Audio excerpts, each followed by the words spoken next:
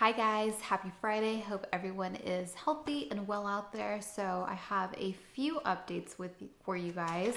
And I will begin with a news piece, which is really interesting, which actually one of the contributors on the channel brought to my attention a couple of days ago. The username was HFW, I believe. So thank you for sharing this with me. And then it kind of came across my desk again today when I spoke with someone over at Turo. So I thought this would be a great time to share. And that is sharing what is going on with Turo's competitor, GetAround. And this is off an article from Bloomberg, so I'm going to read it to you guys so that I don't butcher any of the details. But it seems like GetAround is in a lot of trouble right now, and let's talk about what that could mean for Turo. So it says the car sharing company GetAround is actively seeking a sale as the coronavirus outbreak has sent demand plunging and left the startup dangerously short on cash. Investors had valued it at well over $1 billion. GetAround said it has 5 million users. If GetAround cannot find a buyer or an infusion of cash, the startup may consider bankruptcy protection, which that's scary. GetAround and the broader car sharing industry had been facing challenges even before the pandemic.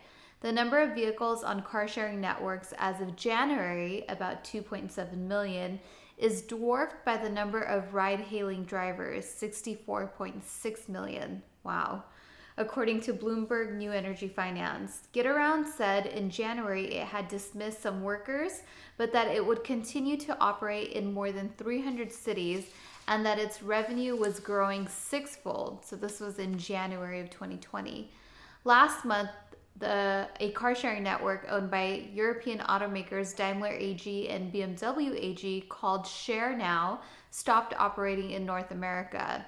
On Thursday, as officials around the US ordered many businesses to close, GetAround said it would keep renting cars. Our service remains essential to our communities by providing flexible and safe access to transportation, and we are working to ensure it continues to be available during this time, a spokeswoman said in a statement. So I will link this article, the full article. I just read you guys little pieces of it in the description down below if you want to check it out. So that's really interesting industry news for us. After talking, I had a chance to talk to my Turo rep today on the phone. And after talking to him, it looks like GetAround has about a 10% market share in kind of this ride sharing industry that we're in.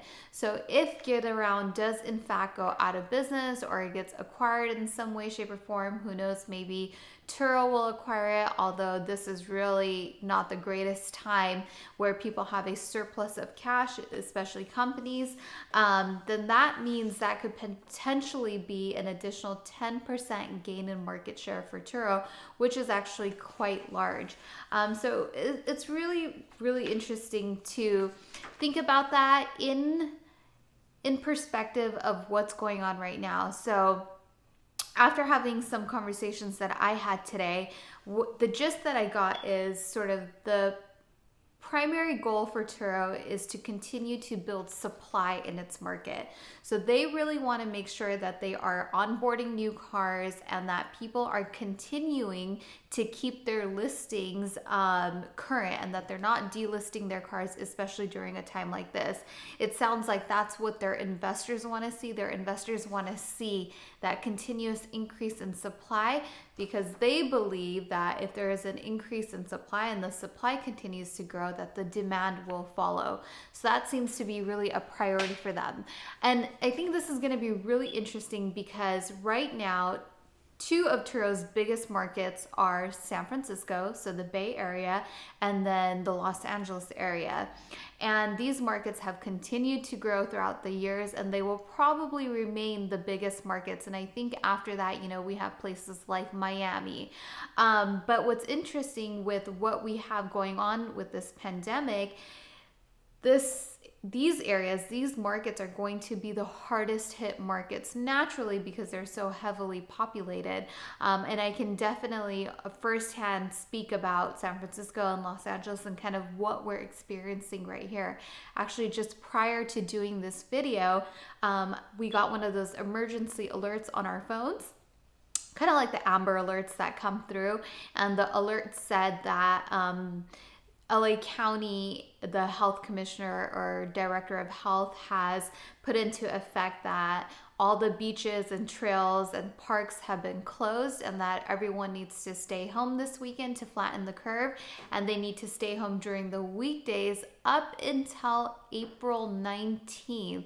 And that's crazy. We are at March 27th, so April 19th is quite a ways away. And if they're pushing people to stay home up until April 19th, and that's just what we know of as of right now, I mean, that's just going to continue to have a negative impact on the market. And the longer this thing prolongs, I believe, in my opinion, that the longer it's going to take to bounce back, for people to bounce back and for people to get back out and start their spending again. So it's going to be really interesting to see how the effects of this kind of settle out as the weeks come along. And you know, something that was also interesting talking about Turo is there's been a lot of I guess I could say it's been disheartening to kind of see the lack of support from Turo. And I was watching an interview with Mark Cuban just the other day, was it yesterday, I think, and one of the things that he said, and I quote, how companies treat their employees, or in this case, their hosts, during this pandemic will define their brands for decades to come.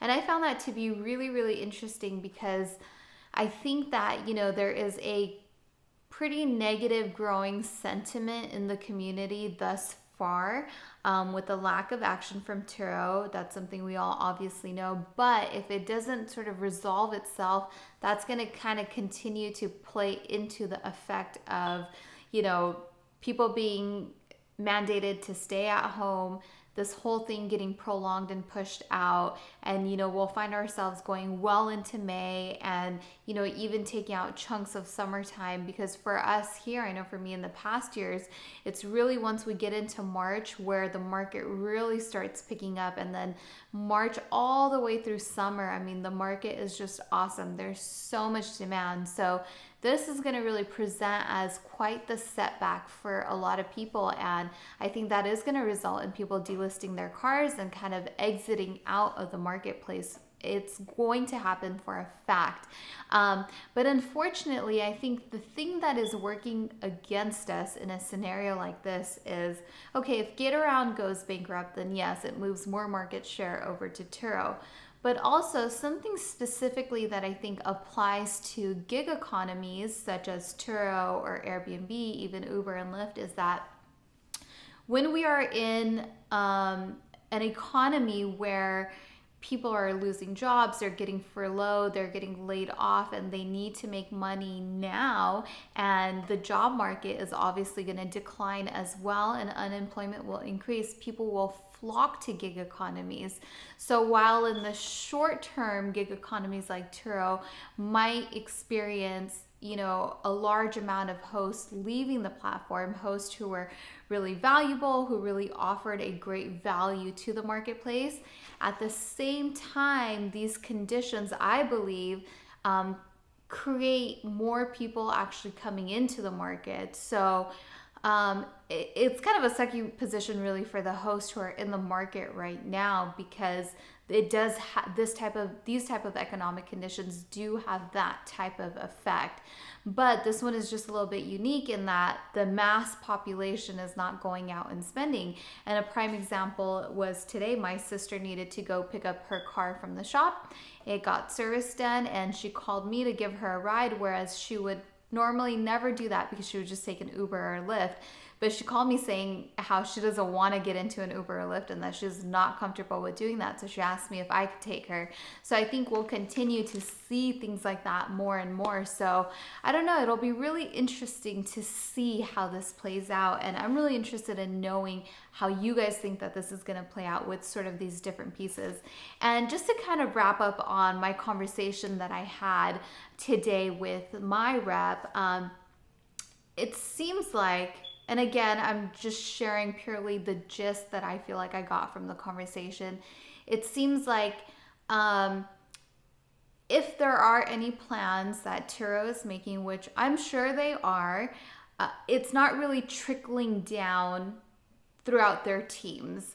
So it's not really getting down to our account reps so that I can reach our hosts. It seems like it's staying more on the C level, executive level of things, which I find to be interesting to know that that's how their organization is run. That tells us something, and it actually really aligns with, you know, the sort of the lack of communication there is with hosts. So it makes sense why things are that way. Yeah, and it doesn't really seem like there really is a plan yet that anyone can really allude to. Doesn't mean that there isn't one. Hopefully there is, fingers crossed. But that's kind of the sense that I got. And not only that, but you know, that the Turo's organization definitely has to be going through mass furloughs and layoffs for sure. You know, they're going to be cutting out all non-essential team members. So I think, you know, anyone who is not really correlated to sales or revenue, well, they'll start cutting those people, whether it's temporarily or permanently, we don't know. I think it'll just depend on how long all of this takes to pan out. Obviously, we've already seen the decrease in customer service and claims because of how long things are taking and how long it's, you know, taking for us to hear back from support and get a lot of our issues resolved. And understandably so, right? They have to manage that expense just like all of us are doing, cutting down any expenses that we might have. So it's the same thing, only on a larger scale. So I think really in this situation, in terms of support for us hosts, the only thing you can really do is be patient. There's literally nothing else that you can do about it. So that's kind of the gist that I got from my conversations that I had. And so kind of going back to what I spoke about yesterday in terms of putting together a collective, I did make a little bit of a headway today until I ran into a major obstacle. But one of the companies that I contacted and was actually successfully at getting through to was Trader Joe's, which happens to be my favorite grocery store. But their corporate offices are based out of California. So it's like, you know, let me take a stab at it and see if I can get in touch with them. And sure enough, I was able to get to the person who is in charge of these types of things.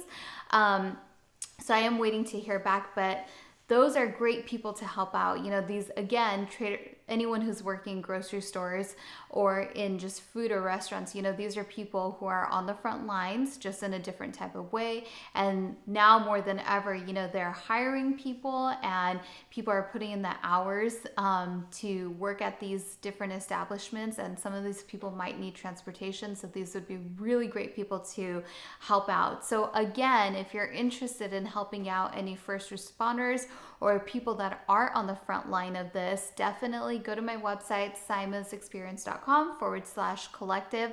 I got a really great amount of people who opted in yesterday. So I'll kind of give this like about a week or so, and I'll continue to follow up on this with you guys. But again, if any of you guys out there have any connections or people that we can get in touch with, I can definitely help in hitting the phones and getting on calls and talking to people and kind of making this happen. And I did bring this up with my account rep as well, and he said that he's going to bring it up with their team and see what they can do on their end to support it. So who knows if that turns into something great. If not, you know, this is something that I will continue to push forward with. So on that note, I think the thing that I would really love to know from you guys is, how do you think summer of 2020, what do you think that's going to look like this year for Turo? Do you think it's going to be busy? Do you think we're going to have a slow roll into it? How can we anticipate what summer of 2020 looks like in terms of rentals and in terms of host supply on the platform as well? So let me know your thoughts. Let's get a consensus on what we think about this and what we think maybe the next May, June, July, August, maybe 4 months look like, or 5 months, I should say, April as well. So yeah, let me know what your guys' thoughts are. And on that note, that is it for me. Thanks again for watching, guys. Once again, if you do like this channel, please be sure to subscribe. I'm trying to get to 10,000 subscribers so I can get access to YouTube stories and show you guys a more inside look on the day-to-day life. And check out my Instagram at Saimah's Experience for more stuff on Turo all day, every day. Take care, guys. Stay healthy. Bye.